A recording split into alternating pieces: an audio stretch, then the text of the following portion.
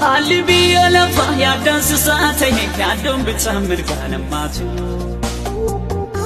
Dhumni jalqabni koo namaaf galuu dide yoo wal xaxaa ta'e mul'ata yoo.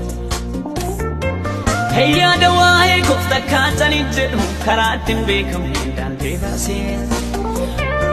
Siinachi hin gowwooman wanta gatii hin qabneef maaltu jireenya koo na dhamaasee. Yesus koo iddoo boqonnaa koo gaariidha. Iddoo boqonnaa koo gaariidha. Iddoo boqonnaa kooti. Anaaf Yesus koo iddoo boqonnaa koo gaariidha. Iddoo boqonnaa koo gaariidha. Iddoo boqonnaa kooti.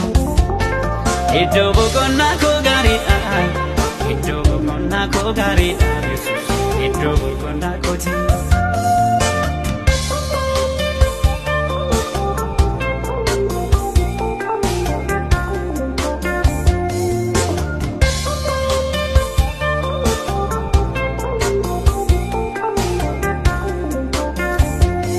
Qabeenya gurguddaan takka tilmaamni isaa dura abbootii keenyaan hin beekamne.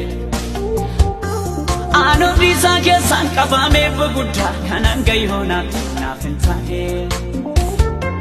Ituun gooftaa qabu mi'a guddaa akkasii baadhee wanta tilmaamaaf hin badaa. Naaf hin galuu malee innoo waa'ee kootiif kan na barbaachisu taa'ee yaada. Kanaafuu Yesus anaaf qabeenya koo.